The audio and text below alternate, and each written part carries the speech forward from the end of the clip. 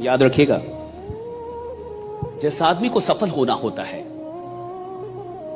वो हर महीने अपनी गलतियां खोजता है।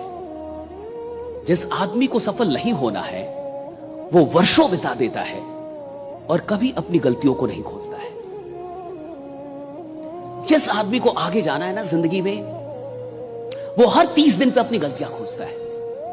वो एक दिन निकालेगा, 1 घंटे 2 घंटे आराम से एकांत में बैठेगा और अपनी गलतियां खोजेगा कि मैंने 30 दिन में क्या गलतियां की, मैंने इन 30 दिनों में क्या गलत कर दिया जिसके चलते मैं चूक गया, थोड़ा कम रहा। और जिस आदमी को अपनी प्रेजेंट सिचुएशन से इतनी मोहब्बत है कि आगे भी वैसा ही सब कुछ रख रहा है, तो साहब वो अपनी गलतियां खोजेगा ही नहीं। मैं आपसे कह रहा हूं, समय और परिस्थितियां तो दुनिया की हर इंडस्ट्री के उतार चढ़ाव से गुजरती है, लेकिन इस धरती पे बापू वो बनता है रे, अमीर और कामयाब वो बनता है जो अपने पूरे प्राण लगातार उस इंडस्ट्री में 10,000 घंटे प्राणों से 5 वर्ष उसके पूरी जिंदगी उसके नाम कर दे। और मैं आपको कह रहा हूं, 5 साल इस प्राणों से लगा दो, जो भी समय देखना पड़े लगा दो।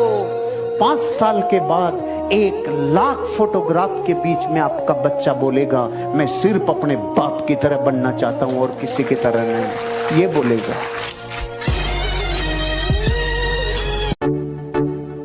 इंसान स्वभाव से नालायक ही होता है, वो एक बार में 100% देता ही नहीं है, वरना दुनिया की कोई भी कामयाबी इंसान की औकात से छोटी है। अगर वो 100% दे दे, उससे छोटी है कोई भी कामयाबी।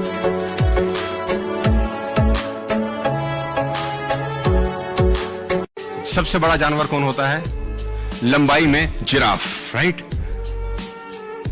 बड़े में शायद हाथी, हिप्पोपोटामस बोल सकते हैं आप। सबसे फुर्तीला कौन होता है? चीता। सबसे क्लेवर कौन होता है? लेकिन साला इनमें से कोई राजा नहीं होता ना, तो ये क्वालिटीज चाहिए इन्हें ना रूल करने के लिए। राजा कौन होता है? उसमें ऐसी कोई क्वालिटी नहीं है, ना ऊंचा है, ना भारी है, ना फुर्तीला है, ना क्लेवर है। उसमें एक आदत है जो किसी में नहीं है, उसमें एक अदा है जो किसी में नहीं है, उसमें क्वालिटी है जो किसी में नहीं है। इसका साले का बिलीफ सिस्टम बड़ा गजब है। इससे किसी ने पूछा कि तू राजा क्यों है, तेरे में तो कैसी कोई क्वालिटी नहीं।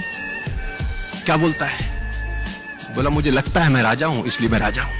जिस इंसान के पास अपने माता पिता को देने के लिए, अपने बच्चों को देने के लिए, अपनी पत्नी और अपने दोस्तों को देने के लिए हिसाब नहीं है कि मेरी ये आवक है जीवन की और ये मेरी जावक है और ये मेरी बैलेंस शीट है, जिसके पास हिसाब नहीं उसके पास दौलत नहीं, और जिसके पास दौलत है वो वही है जिसके पास हिसाब है।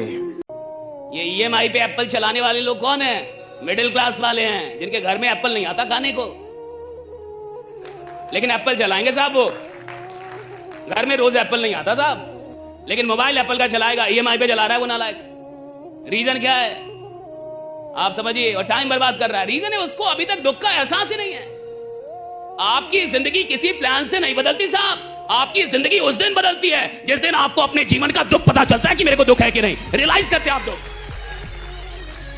जब आपको लगता है कि मैं जहां हूं इसके लायक नहीं हूं, मैं इससे बड़ा आदमी हूं, मेरे को ये जिंदगी चाहिए नहीं, मैं ये घर डिजर्व नहीं करता, मेरे माँ बाप ऐसे रहेंगे, ये चलेगा नहीं, मैं इधर आया उस खानदान में, मैं कुछ बदलूंगा इधर। और जिसको दुखी नहीं है, जो बड़ा खुश है, इतना बड़ा घर मिल गया, उसी में खुश है। देखिए, मजाक वही अच्छा जिसमें दोनों हंस रहे हैं, कहने वाला भी सुनने वाला। अगर एक हंस रहा है और एक को तकलीफ हो रही है, इसको मजाक नहीं बोलते, और ऐसे मजाक को वहीं बंद कर देना चाहिए।